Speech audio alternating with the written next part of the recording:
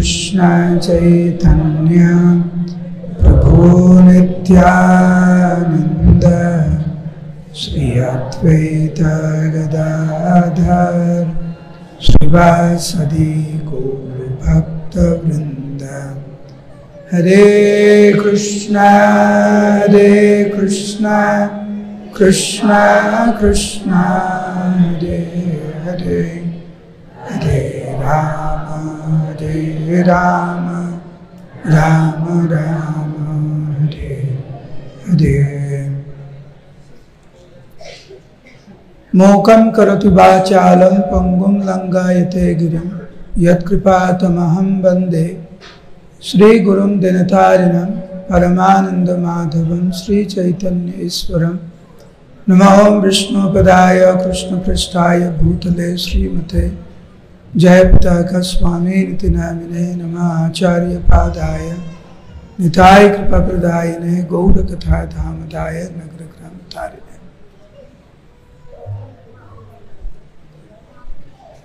সবাই উচ্চস্বরে বলুন হরে কৃষ্ণ। উপবাস করে আছেন গতকাল থেকে? উচ্চস্বরে বলুন হরে কৃষ্ণ।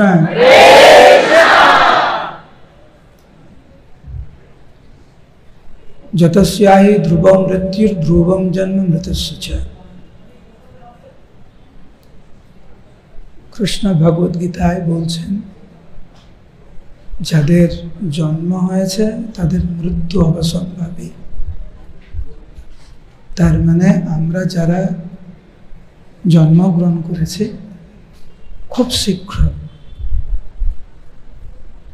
আমাদের দেহ ত্যাগ করতে হবে।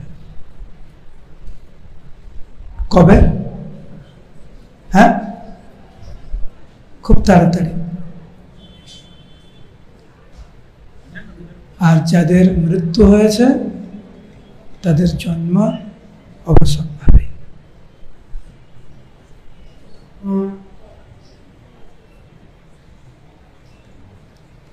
এর মধ্যে কোনো আশ্চর্যের কোনো বিষয় নেই। আশ্চর্যের বিষয় হচ্ছে আমরা কেমন মৃত্যু বরণ করছি। প্রভুপাদ বলতেন সাধন করো ভজন করো মরতে জানলে হয়। আজকে সকালে আমরা একটা ক্লাসে আলোচনা করছিলাম আমরা জীবনে অনেক কিছু শিখেছি, পড়াশোনা, রান্না করা, চাকরি, ব্যবসা, প্রতারণা করতেও শিখে গেছি আমরা। কিন্তু মৃত্যুবরণ কি করে করতে হয় সেই ব্যাপারে আমরা কতটা শিখেছি। এখানে যারা বসে আছেন আপনাদের কাছে অনেক ডিগ্রি আছে কিন্তু, তাই না? কেউ 1 ক্লাস পাস, কেউ পিএইচডি, কেউ ডক্টর, কেউ ইঞ্জিনিয়ার, অনেক ডিগ্রি আছে। কিন্তু কিভাবে মৃত্যুবরণ করতে হয় যার ফলে এই জন্ম মৃত্যু জরা ব্যাধির চক্রে আর ফিরতে হবে না, সেই ব্যাপারে আমরা কতটা নিশ্চিত? কয়জন আমরা বলতে পারবো যে প্রভু আমি মৃত্যুকে ভয় পাই না? কারণ মৃত্যু তো ভগবান। মৃত্যু মানে ভগবত ধামে যাওয়া। মৃত্যু মানে এই জগতের দুঃখ কষ্ট আর সহ্য করতে হবে না, কারণ এই জগতে আর কোনদিন ফিরে আসবো না।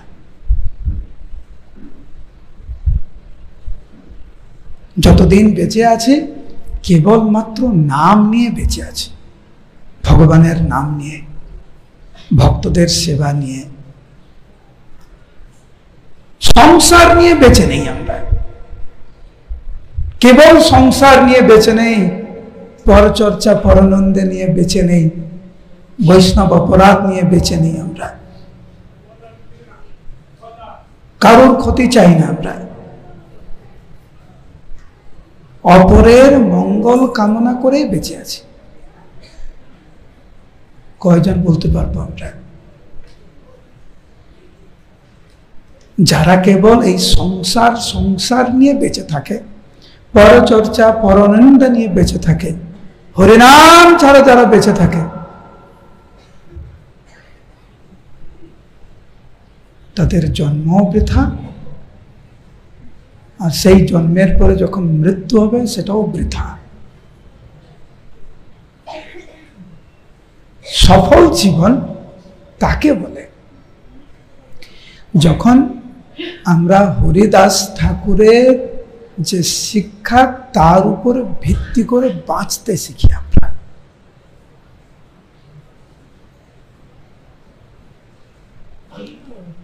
হরিদাস ঠাকুর ভগবানের অন্যতম প্রিয় পার্ষদ, যিনি মহাপ্রভুর ইচ্ছায় এই জগতে মহাপ্রভুকে সহযোগিতা করার জন্য আবির্ভূত হয়েছিলেন, অকাতরে প্রেম বিতরণ করার জন্য হরিনামের মাধ্যমে।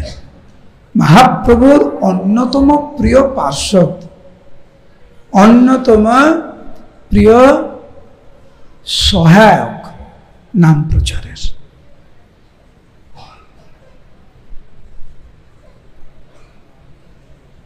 কারা হরিনাম করতে পারে সেই ব্যাপারে মহাপ্রভু শিক্ষা দিয়েছিলেন হরিদাস ঠাকুরের মাধ্যমে। হরিদাস ঠাকুরের জীবনযাপন যেমন, যারা এটাকে পালন করবে কেবলমাত্র তারাই যথার্থ রূপে হরিনাম করতে পারবে। যারা হরিদাস ঠাকুরের শিক্ষাকে হৃদয়ে ধারণ করে লালন পালন করবে, উনার শিক্ষায় শিক্ষিত হয়ে যদি আমরা ওই রকম জীবন যাপন করি, তখনই কেবলমাত্র আমরা যথার্থ রূপে হরিনাম করতে পারবো, নচেত নয়।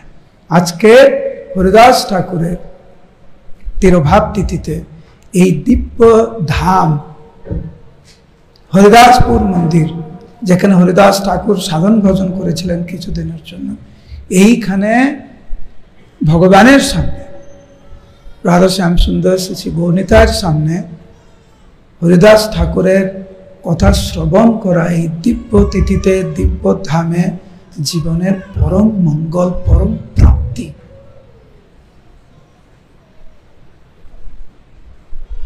আমরা যেন এই সুবর্ণ সুযোগকে না হারাই। এখন আমরা কয়েকটি গুণ নিয়ে আলোচনা করব, যার ফলে আমরা সঠিকভাবে হরিনাম করতে পারব। যার বাচ্চা কান্না করছে, দয়া করে বাচ্চাকে পিছনে নিয়ে যান। আর যাদের বাচ্চা রয়েছে, এত গরম তো, ছোট শিশু, দয়া করে পিছনে নিয়ে যান, তাহলে ক্লাসে অসুবিধা হবে না। মাতাজি পিছনে নিয়ে যান বাচ্চাকে, ও কিছুক্ষণ পরে ও আবার কান্না করবে, তো একদম শিশু তো।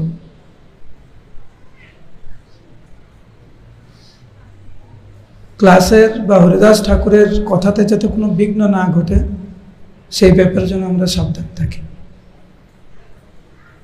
আপনারা সবাই জানেন, হরিদাস ঠাকুরকে হত্যা করার জন্য 22 বাজারে প্রহার করা হয়েছিল, কিন্তু যারা ওনাকে প্রহার করছিলেন, হরিদাস ঠাকুর তাদের জন্য প্রার্থনা করছিলেন। আমরা কখনো করেছি এরকম? কেউ আমাকে কষ্ট দিচ্ছে আর আমি ভগবানের কাছে এসে বলছি যে, হে প্রভু, এরা আমাকে কষ্ট দিচ্ছে, এদের আপনি মঙ্গল করুন, বলেছেন? নাকি আমরা এসে বলেই, প্রভু এ আমাকে কষ্ট দিচ্ছে, একে আপনি বেশি করে কষ্ট দেন, তাই না? আমরা ওই রকম মনোভাব থাকে বলে আমরা হরিনাম করতে পারি না। এখানে মহাপ্রভু বলছেন যে, আপনে মারণ খাও তাহা নাহি লেখো, তথাপি তখনও তা সবারে মনে ভালো দেখো। চৈতন্য ভাগবতের বর্ণনা। তোমাকে হত্যা করার জন্য তারা তোমাকে প্রহার করছে, তা সত্ত্বেও তুমি তাদের জন্য প্রার্থনা করছো। ভালো ভক্ত হতে গেলে কিভাবে সবাইকে সম্মান দিয়ে চলতে হয়, এমন কি যারা আমাদেরকে কষ্ট দিচ্ছে তাদেরকেও সম্মান দিয়ে চলতে হয়। এটি হচ্ছে ভক্তের স্বভাব। যদি ভক্ত হওয়ার ইচ্ছা থাকে, আমরা হরিদাস ঠাকুরের কাছে এই বিষয়ে প্রার্থনা করতে পারি। এরকম হরিদাস ঠাকুরের গুণ ছিল বলেই ভগবান এত প্রসন্ন ছিলেন। আরেকটি বিষয় হচ্ছে, এইখানে আপনি ভগবানের কাছে কোনোদিন কিছু চেয়েছেন? বাংলা বুঝতে পারছেন? আমার বুঝতে পারছেন আমি কি বাংলা বলছি? আমি প্রশ্ন করছি, আপনারা কখনো ভগবানের কাছে কিছু চেয়েছেন? হ্যাঁ কি না? তো সবাই চুপ কেন? আরেকবার জিজ্ঞেস করছি, হাফ হ্যাঁ বলছে, হাফ কিছু বলছে না। যে কোনোদিন কিছু না চেয়ে থাকেন, অসুবিধা নেই। আপনারা কোনোদিন ভগবানের কাছে কিছু চেয়েছেন? আর ভগবান আপনাদের সাথে কথা বলেছে? বলেছে না। হরিদাস ঠাকুর ভগবানের কাছে কিছু চেয়েছেন, যে হে প্রভু, আমি আপনার কাছে কিছু দরকার নেই, তো ডিস্টার্ব করো না, কিছু লাগবে না, আমার কিচ্ছু লাগবে না, ডিস্টার্ব করো না, ডিস্টার্ব করো না। হরিদাস ঠাকুর মহাপ্রভুকে বলছেন, প্রভু আমি কিছু চাই আপনার কাছ থেকে। মহাপ্রভু হরিদাস ঠাকুরকে এত ভালোবাসেন, চাওয়ার সাথে সাথে মহাপ্রভু বলছেন, প্রভু বলে, বলো বলো, সকল আমার, তোমার আদয়ে কিছু নাহি আমার। হরিদাস ঠাকুরকে মহাপ্রভু বললেন, হরিদাস তুমি বলো, তুমি কি চাইছো? আমার কাছে এমন কিছু নাই যা আমি তোমাকে দেব না। তুমি কি চাও বলো। ভগবান যদি আপনার কাছে আসে, বলে বলো কি চাও তুমি, তুমি যা চাইবে আমি তোমাকে দেব। কি চাও? আপনারা কি চাইবেন? কি চাইবেন? ভগবানকে? উনি ভগবানকে চায়। তুমি কি চাও? ভগবানকে চাও। কারা কারা ভগবানকে চায়? হাত তুলো।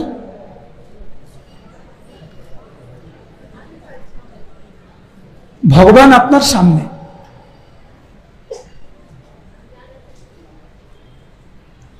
তো ভগবানের সামনে আপনি বলছেন আপনি ভগবানকে চান? উনি তো উপস্থিত আপনার সামনে, উনি আপনার সাথে কথা বলছে। তো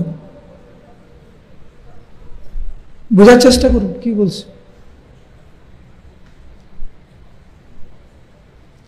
কারা কারা হরিনাম করেন? হাত তুলুন। হরিনাম করেন।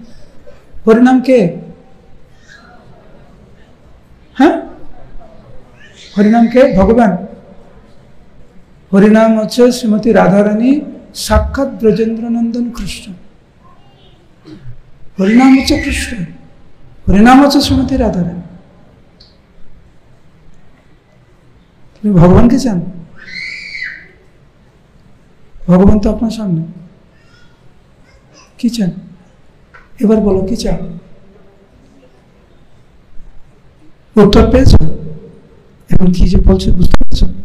কি চান? জপ করেন তো? কি চান? কি চান? সেবা। প্রভুপাদ বলেছে না, হরে কৃষ্ণ মহামন্ত্র মানে হে কৃষ্ণ, হে কৃষ্ণময় শ্রীমতী রাধারানী, কৃপা করে আপনারা আমাকে আপনার সেবায় নিয়োজিত করুন। সেবা চাইছেন। হরিদাস ঠাকুর কি চাইছেন? একবার প্রভুপাদ বলছিলেন যে আমরা জানি না ভগবানের কাছে কি প্রার্থনা করতে হয়, সেই জন্য আচার্যরা যেভাবে প্রার্থনা করেছেন ওই প্রার্থনাগুলো পুনরাবৃত্তি করতে। আমরা তো ভগবানের কাছে এসে, আমি এই এখানে লাস্ট ক্লাসে বলছিলাম, আমরা তো ভগবানের কাছে এসে বলি, হে প্রভু আমার শরীর খারাপ, শরীরটা ঠিক করুন, আমার আত্মীয় স্বজনের শরীর খারাপ, এর পরীক্ষার, এর পেট ব্যথা, এর চাকরি নেই, এর লটারির টিকিট কেটেছে, এগুলোই চাইতো ভগবানের কাছে পোকার। আমরা জানি না ভগবানের কাছে কি চাইতে হয়। আজকে দর্শন করেছেন তো ভগবানকে, ভগবানের দর্শন করেছেন জোরে, হ্যাঁ কি না? কি চেয়েছেন? কিছু বলেছেন ভগবানকে? কিছু বলেছেন? কিছু বলেনি। কেন জানেন? আমাদের বিশ্বাসই নেই যে সাক্ষাৎ ব্রজনন্দন নন্দন কৃষ্ণ এইখানে উপস্থিত। অনুভব নেই, কোনো ভাব নেই। আসেই প্রণাম করি, বসে যাই, প্রণাম করি। কেন প্রণাম করি? না প্রণাম করলে কেউ কিছু বলবে না। ভগবানের জন্য প্রণাম করছেন, প্রণাম করে বসে আছে। মহাপ্রভুর কাছে হরিদাস ঠাকুর কি চেয়েছেন? আমাদের কাছে শিক্ষা এটা। আমরা মাঝে মাঝে না বড় বড় চিন্তা করি, এত বড় চিন্তা করি, আমাদের বাস্তবে পাই, আকাশে উঠতে থাকি আমরা। এখানে জিজ্ঞেস করি, আমি জিজ্ঞেস করছি, আপনারা উত্তর দেন। কারা কারা কৃষ্ণ প্রেম চায় বলুন হরি বল। আরেকবার, কারা কারা কৃষ্ণ প্রেম চায়? আমরা আদৌ জানি কৃষ্ণ প্রেম মানে কি? বলছেন কৃষ্ণ প্রেম চায়।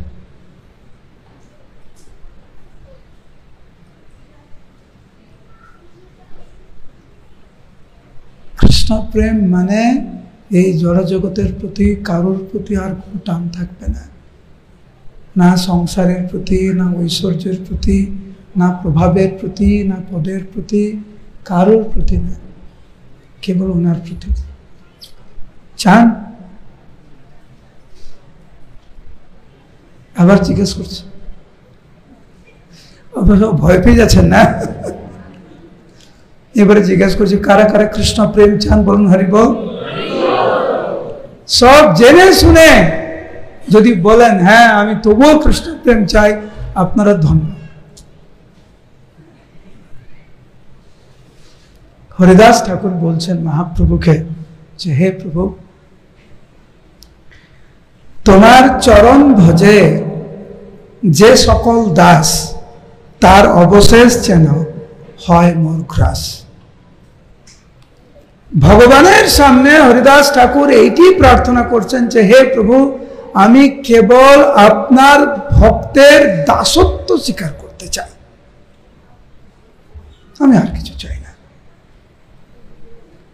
ওনাদের উচ্ছিষ্ট গ্রহণ করে আমি জীবন ধারণ করতে চাই। ওনাদের সেবা করেই আমি জীবন অতিবাহিত করতে চাই। হে প্রভু, আমি জানি আমি ভালো ভক্ত না, যথার্থ রূপে আমি নাম গ্রহণ করতে পারি না, না আপনার সেবা করতে পারছি, না ভক্তের সেবা করতে পারছি। জানি না এই জীবনের অন্তিমে ভগবত ধামে ফিরে যেতে পারবো কিনা। হে প্রভু, যদি আমাকে আবার জন্মগ্রহণ করতে হয় তাতেও আমার কোনো অসুবিধা নেই। আপনি যদি মনে করেন পরের জীবনে আমার মানব জীবন পাও আমার যোগ্যতা নেই, তাতেও আমার কোনো অসুবিধা নেই প্রভু। হে কৃষ্ণ, হে শ্রীমন মহাপ্রভু, আপনার চরণ কমলে আমার এইটি প্রার্থনা, পরবর্তী জীবনে যদি আমার কুকুর হয়ে জন্মগ্রহণ করতে হয় তাতেও আমার কোনো অসুবিধা নেই প্রভু। কিন্তু এই প্রার্থনা আপনার চরণে, যদি কুকুর হয়ে জন্মগ্রহণ করতে হয় যেন ভক্ত গৃহে আমি কুকুর হয়ে জন্মগ্রহণ করতে পারি, এই আমার প্রার্থনা।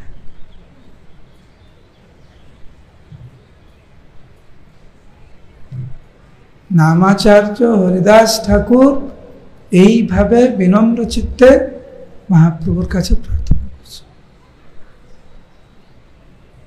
আমাদের শিক্ষা দরকার হরিদাস ঠাকুরের থেকে কিভাবে প্রার্থনা করতে হয়।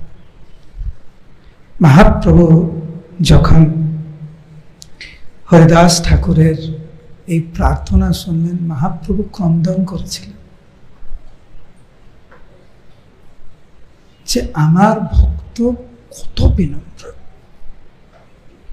মহাপ্রভু বলেছিলেন, প্রভু বলে, শুনো শুনো মোর হরিদাস, দিবসে তোমার সঙ্গে যে কইল বাস। হরিদাস তুমি শ্রবণ করো, অল্প সময়ের জন্য যে তোমার সান্নিধ্যে এসেছে, তিলক দেখ তুমি যার সঙ্গে কহ কথা, অল্প সময়ের জন্য তুমি যার সাথে কথা বলেছ, আমি তৃপ্ত কণ্ঠে ঘোষণা করছি, তুমি যাকে কৃপা করেছ, তুমি যার সাথে অল্প সময়ের জন্য কথা বলেছ, যে তোমার সান্নিধ্যে এসছে, সে আমাকে পাবে, মানে সে কৃষ্ণকে পাবে। তোমারে যে শ্রদ্ধা করে সে করে আমারে, নিরন্তর আমি আছি তোমার শরীরে। যে তোমাকে শ্রদ্ধা করবে সে আমাকে শ্রদ্ধা করবে।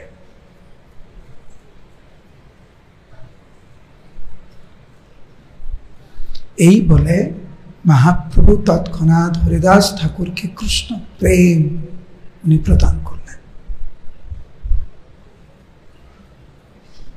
ভক্তের মনোভাব কেমন হওয়া উচিত? ভক্ত কাকে বলে? হরিনামকে কিভাবে গ্রহণ করতে হয়, ভগবানকে কিভাবে ভালোবাসতে হয়, ভগবানকে কিভাবে আপন করতে হয়, তো হরিদাস ঠাকুর আমাদেরকে শিখিয়েছেন। এই রকম ভক্ত হরিদাস ঠাকুর বলেই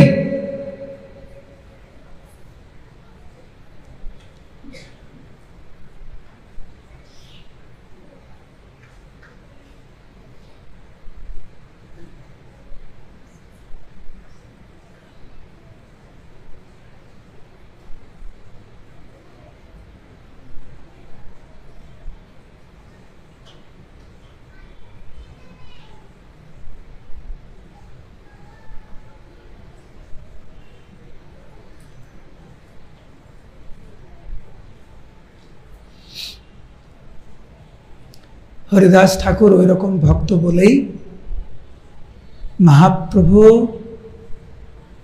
নিজে ওইখানে উপস্থিত থেকে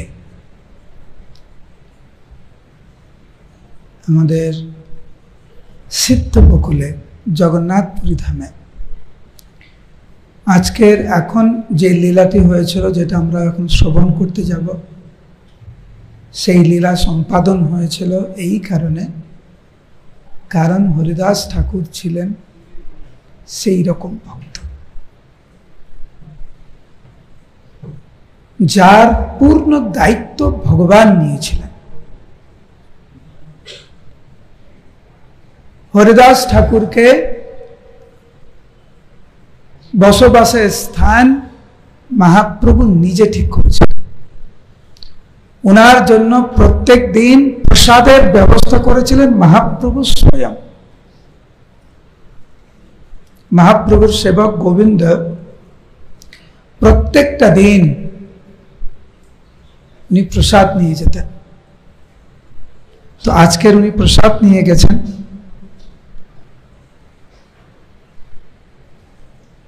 হরিদাস ঠাকুরের শারীরিক অবস্থা উনি দর্শন করলেন। তো এখানে বর্ণনা আছে যে কিভাবে হরিদাস ঠাকুরের এই অবস্থা দর্শন করে মহাপ্রভুর কাছে এসে বলেছিলেন। মহাপ্রভু গেলেন হরিদাস ঠাকুরের কাছে। তো হরিদাস ঠাকুর মহাপ্রভুকে দর্শন করে ওনার চরণে প্রণাম জানালেন। মহাপ্রভু জিজ্ঞাসা করছেন, তুমি কেমন আছো? হরিদাস ঠাকুর বললেন, শরীর ভালো কিন্তু মন খুব খারাপ। হরিদাস ঠাকুরের এই কথা শুনে মহাপ্রভু স্তম্ভিত হলেন। নামাচার্য হরিদাস ঠাকুর কি বলছে? শরীর ভালো কিন্তু মন ভালো না।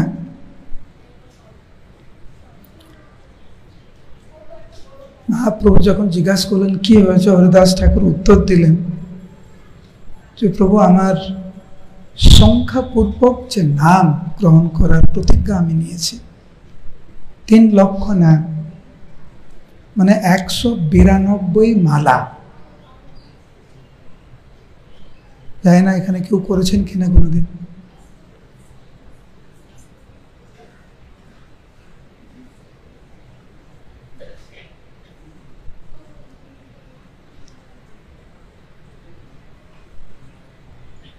ওটা ঠিক মতো পূর্ণ হচ্ছে না। তো মহাপ্রভু তাকে বললেন, তোমার তো বয়স হয়েছে। প্রভু কহে, বৃত্ত হইল সংখ্যা অল্প করো। তুমি তো অলরেডি সিদ্ধি প্রাপ্ত হয়েছ, এই জগতে এসেছ নামের প্রচার করার জন্য। তুমি তো নামের প্রচার অনেক করেছ। হরিদাস ঠাকুর ক্রন্দন করতে করতে মহাপ্রভুর চরণে প্রার্থনা করে বললেন যে, হে প্রভু, দয়া করে তুমি এই সমস্ত সবকিছু বলে আমাকে প্রতারণা করো না।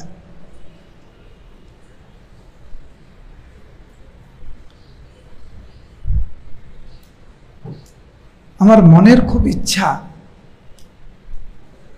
যে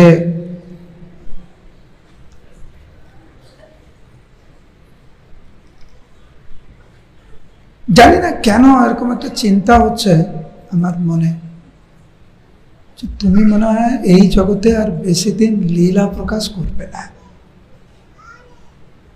আমার হৃদয় বলছে তুমি খুব তাড়াতাড়ি এই জগৎ থেকে তোমার লীলা তুমি সম্বরণ করবে। তো তোমার তিরোভাব লীলা আমার পক্ষে দর্শন করা সম্ভব না, আমি সইতে পারবো না। সেই জন্য তোমার চরণে আমার প্রার্থনা, তোমার আগে আমি চলে যেতে চাই।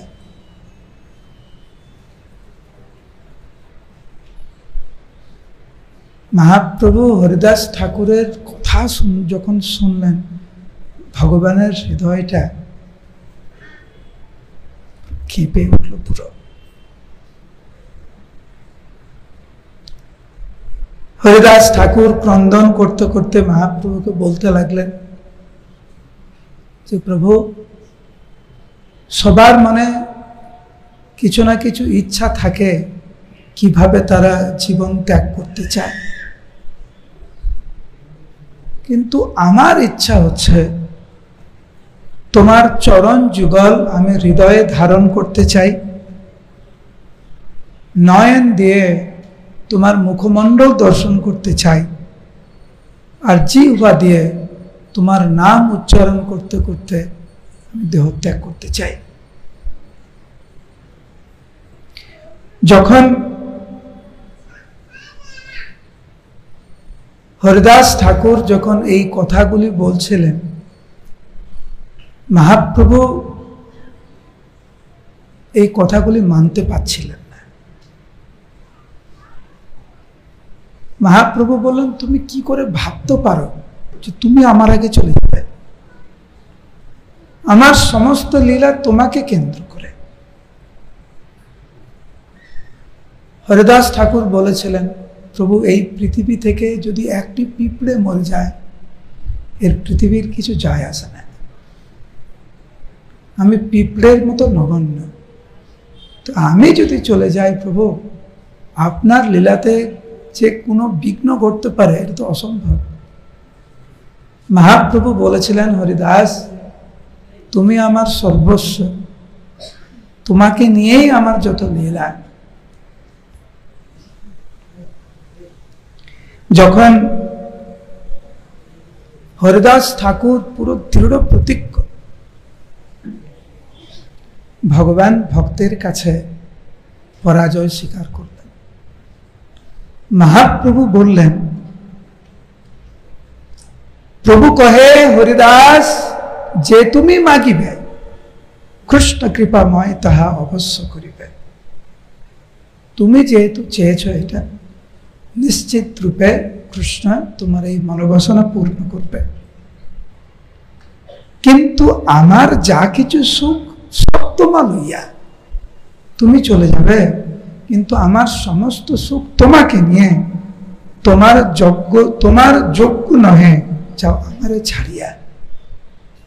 কৃষ্ণ কৃপাময়, কৃষ্ণ তোমার মনোবাসনা পূর্ণ করবে, কিন্তু আমার কি হবে?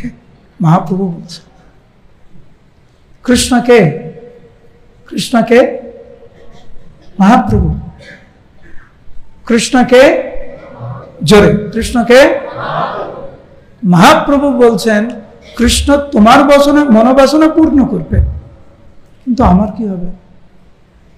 আমার সমস্ত সুখ তোমাকে নিয়ে, আর তুমি বলছো আমাকে ছেড়ে চলে যাবে, আমি কাকে নিয়ে থাকবো?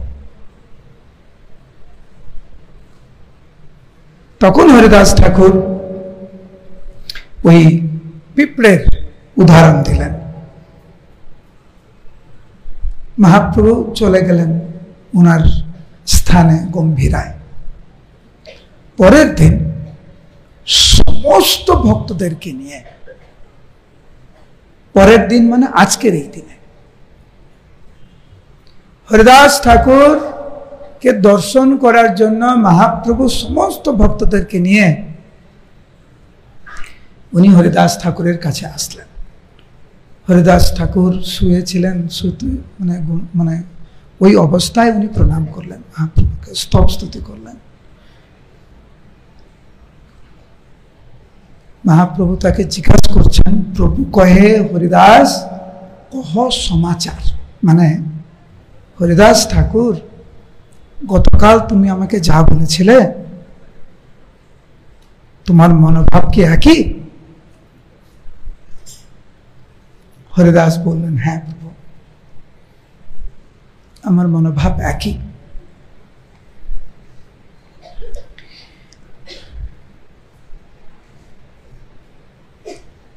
সঙ্গে সঙ্গে হরিদাস বললেন যে প্রভু, আজকের আমার জন্য এই দিনটি হচ্ছে সবচাইতে শুভ দিন। কারণ হরিদাস ঠাকুর বুঝতে পেরেছিলেন যে ভগবান উনাকে আশীর্বাদ করার জন্য, উনার মনোবাসনা পূর্ণ করার জন্য এসেছেন। মানে এখনই আমি দেহত্যাগ করতে পারবো, এবং আমি ঠিক যেই রকম চেয়েছিলাম ঠিক সেই রকম দেহত্যাগ করতে পারবো। যেই বিষয়ে আলোচনা করতে আমরা ভয় পাই, যা হচ্ছে মৃত্যু, কেউ মরতে চায় না, শরীর খারাপ, আইসিইউতে ভর্তি আছে, মরতে চাই না আমরা কেউ। এই দিনটিকে হরিদাস ঠাকুর সবচাইতে শুভ বলে মনে করছেন, কারণ ভগবানের আশীর্বাদে উনি যেরকম মৃত্যুবরণ করতে চেয়েছিলেন সেরকম মৃত্যু ওনার পক্ষে গ্রহণ করা সম্ভব। সেই জন্য উনি বললেন যে হে প্রভু, আজকের সবচাইতে শুভ দিন, তুমি এসেছ। আমার খুব ইচ্ছা যে তুমি তোমার নিত্য পার্শ্বদের নিয়ে কৃষ্ণ প্রেমে পাগল হয়ে তুমি একটু নৃত্য করো, কীর্তন করো, আমি সেটা দর্শন করি। আমাদের ইসকনের প্রতিষ্ঠাতা আচার্য একটি কবিতা, মানে একটি গান ভজন লিখেছেন, নাচাও নাচাও প্রভু নাচাও সে মতে। হে প্রভু, তুমি আমাকে যেইভাবে নাচাতে চাও তুমি সেইভাবে নাচাও। এটা ভক্ত ভগবানকে বলছে, হে প্রভু, আমি তোমার ঠিক যেরকম কাঠের পুতুলকে নাচানো হয় তুমি আমাকে সেইভাবে নাচাও। এইখানে ভক্ত ভগবানকে বলছে নাচতে, বুঝতে পারছেন? ভক্তের প্রেমে ভগবান কেমন, তার জ্বলন্ত দৃষ্টান্ত এটি। তো হরিদাস ঠাকুরের কথা শুনে মহাপ্রভু সমস্ত ভক্তদেরকে নিয়ে কীর্তন শুরু করলেন। অঙ্গনে আরম্ভিল প্রভু মহাসংকীর্তন, বক্রেশ্বর পণ্ডিত তাহা করেন নর্তন, সৌরভ গোসাই আদি যত প্রভুগণ হরিদাস বেড়ি করে নাম সংকীর্তন। সমস্ত ভক্তরা হরিদাস ঠাকুরকে কেন্দ্র করে নৃত্য গীত করতে লাগলেন অনেকক্ষণ ধরে। এরপরে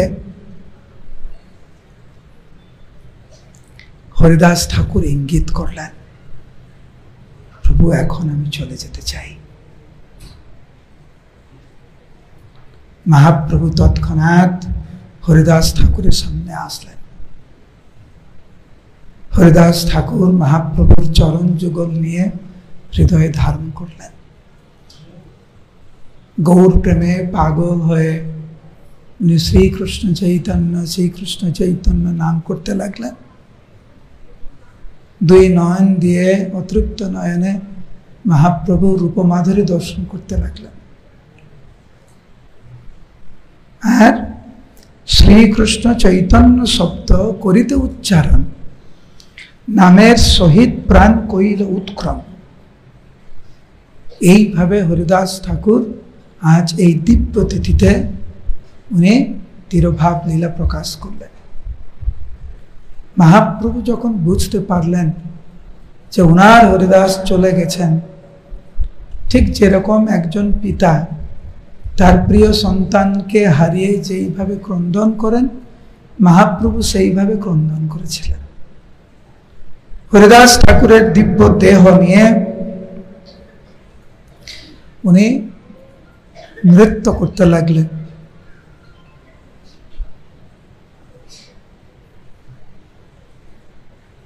অনেকক্ষণ ধরে হরিদাস ঠাকুরের দিব্য দেহ নিয়ে উনি নৃত্য করেছেন।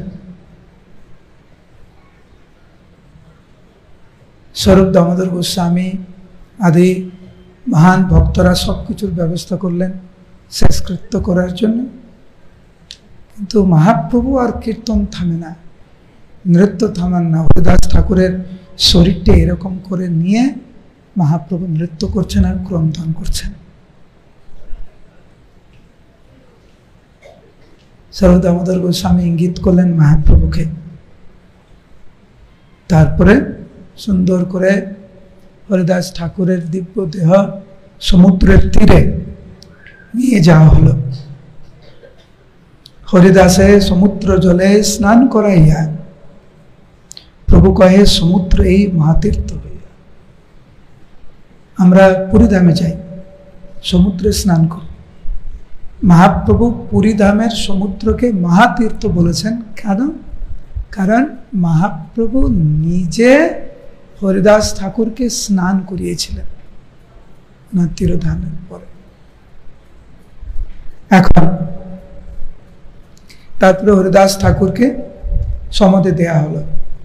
মহাপ্রভু হচ্ছেন প্রথম যিনি বালি দিয়েছিলেন। সমাধি দেয়া হলো, কীর্তন হলো, পরিক্রমা হলো। মহাপ্রভুর ক্রন্দন আর থামে না। মহাপ্রভু মনে মনে ভাবছেন, হরিদাস ঠাকুর চলে গেল, আমার উচিত বৈষ্ণব সেবা দেওয়া, কিন্তু আমি তো সন্ন্যাসী মানুষ, আমার তো টাকা পয়সা নেই, আমি কি করে বৈষ্ণব সেবা দেব? তো মহাপ্রভু চলে গেছেন আনন্দবাজারে জগন্নাথ মন্দিরে।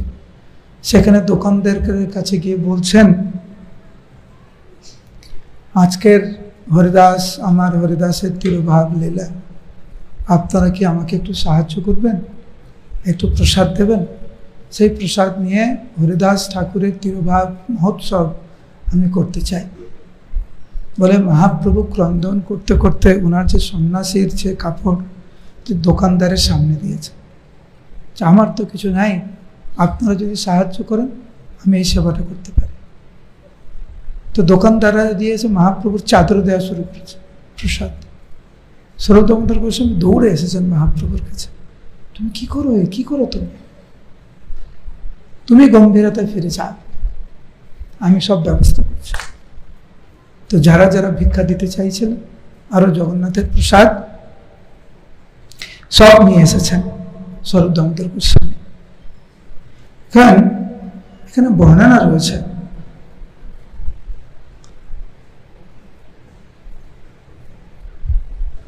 যে বাণীনাথ আচার্য অন্যান্য ভক্তরা প্রসাদ বই নিয়ে এসেছে। মহাপ্রভুর মন হচ্ছে উনি সবকিছু নিচে। হরিদাস ঠাকুরের তিরুভাব লীলা সব ভক্তদেরকে বসিয়েছেন মহাপ্রভু,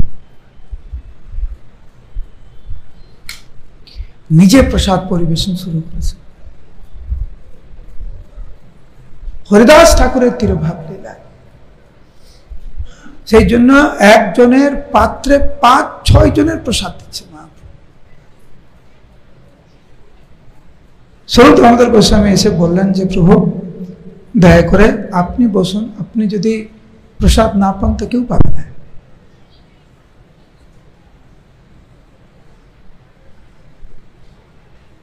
সবাইকে প্রসাদ পান। এরপরে মহাপ্রভু সবাইকে বর দিলেন, আজকের আপনারা এখানে এসেছেন হরিদাস ঠাকুরের তিরুভাব তিথিতে, হরিদাস ঠাকুরের মহিমা শ্রবণ করছেন। এরপরে হরিদাস ঠাকুরের প্রসাদ পাবেন, আপনারা ভগবানের প্রসাদ পাবেন। মহাপ্রভু আপনাদের প্রতি খুব প্রসন্ন হবেন যদি হরিদাস ঠাকুরকে যথার্থ রূপে আপনারা স্মরণ করতে পারেন, লীলা কথা বলতে পারেন, শ্রবণ করতে পারেন, প্রসাদ পেতে পারেন। মহাপ্রভু আপনাদের প্রতি অত্যন্ত প্রসন্ন হবেন। চৈতন্য চরিতামৃতের বর্ণনা শুনুন। আমি শ্লোকগুলো বলছি, আমার পরে পরে আপনারা সবাই এই শ্লোকগুলো বলুন, কারণ এগুলো মহাপ্রভুর কথা, আমার কথা। বলুন। হরিদাসের বিজয় উৎসব, বিজয় উৎসব মানে তিরুভাব লীলা। যে কইল দর্শন, যেই যাহা নৃত্য কইল, যে কইল কীর্তন, মানে হরিদাস ঠাকুরের তিরুভাব লীলা যিনি দর্শন করেছেন, যিনি এই কীর্তনে নৃত্য করেছেন, যিনি কীর্তন করেছেন, তারপরে যেই তারে বালু দিতে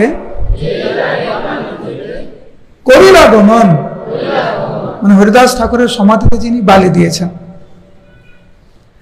তার মহোৎসবে যে করিল ভোজন, না যিনি প্রসাদ পেয়েছেন। এরপরে লাইনটা শুনবেন, হ্যাঁ কি না? প্রস্তুত? মহাপ্রভু আগে বলে দিলেন, যিনি হরিদাস ঠাকুরের তিরুভাব লীলা দর্শন করেছেন, নৃত্য করেছেন, কীর্তন করেছেন, বালি দিয়েছেন, প্রসাদ পেয়েছেন, আমি সবাইকে বরদান করছি, মহাপ্রভু বলছেন। কি সেই বর? এবারে শুনুন, আমার পরে পরে বলুন। অচিরে হইবে সবার কৃষ্ণ প্রেম প্রাপ্তি। হরি বল, হরি বল, হরি বল।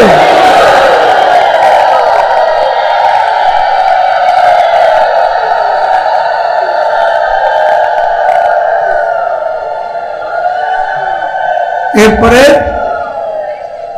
পরের লাইন, হরিদাস দর্শনে, সবাই বল, হরিদাস দর্শনে ওই যে হয় শক্তি, কৃষ্ণ প্রেম দিতে পারে।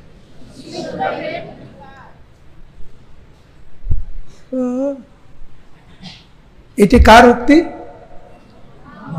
কার উক্তি? কার বরদান? ভগবান নিজে স্বয়ং এই বর প্রদান। আপনারা এই বর চেয়েছেন, হ্যাঁ কি না? দিচ্ছে কে? একটু আগে বলছেন কারা কারা যেন কৃষ্ণ প্রেম চায়, কৃষ্ণকে চায়, ভগবানকে চায়। কৃষ্ণ প্রেম আপনি চাইছেন না, মহাপ্রভু যে চেয়ে দিচ্ছে আপনাকে। কেবল হরিদাস ঠাকুরের ভক্ত হতে হবে আপনাকে। হরিদাস ঠাকুরকে স্মরণ করতে হবে, হরিদাস ঠাকুরের গুণমহিমা প্রকাশ করতে হবে, হরিদাস ঠাকুরের প্রসাদ পেতে হবে, নৃত্য করতে হবে, কীর্তন করতে হবে, তাহলেই অচিরে হইবে সবার কৃষ্ণ প্রেম প্রাপ্তি।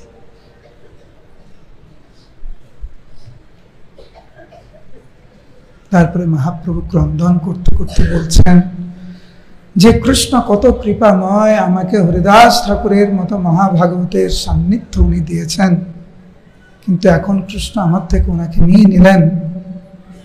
হরিদাস ঠাকুর যেতে চাইছিল, উনার বিরহে এই জগৎ শূন্য লাগছে আমার কাছে। মহাপ্রভু বললেন,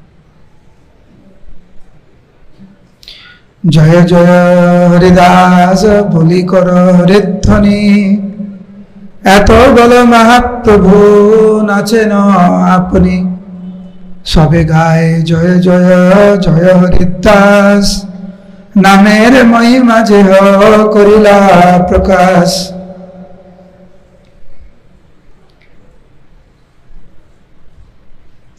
বলুন আমার পরে পরে, ভব সিন্ধু তরিবারে আছে যার চিত্ত, শ্রদ্ধা করি শুনো সেই চৈতন্য চরিত। এই হচ্ছে হরিদাস ঠাকুরের